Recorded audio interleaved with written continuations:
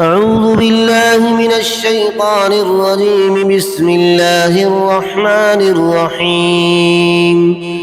لا أقسم بيوم القيامة ولا أقسم بالنفس اللوامة.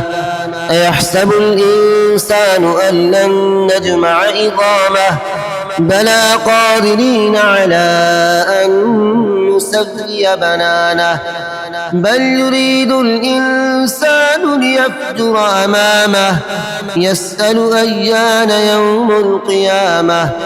فإذا برق البصر وخسف القمر وجمع الشمس والقمر يقول الإنسان يومئذ أين المفر كلا لا وزر إلى ربك يومئذ المستقر. ينبأ الإنسان يومئذ بما قدم وأخر بل الإنسان على نفسه بصيرة ولو ألقى معاذيره. لا تحرك به لسانك لتعجل به إن علينا جمعه وقرآنه فإذا قرأناه فاتبع قرآنه ثم إن علينا بيانه.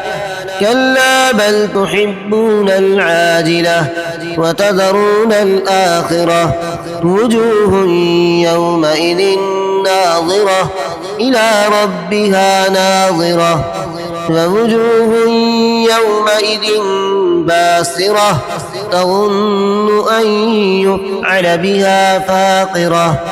كلا إذا بلغت التراقي وقيل من راق وظن أنه الفراق والتفت الساق بالساق إلى ربك يومئذ المساق. فلا صدق ولا صلى ولكن كذب وتولى ثم ذهب إلى أهله يتمطى أولى لك فأولى ثم أولى لك فأولى.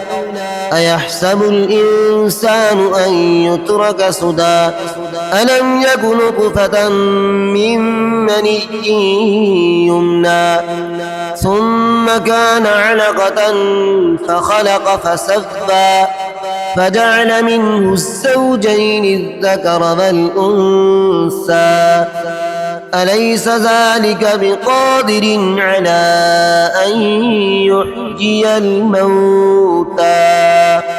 صدق الله العظيم.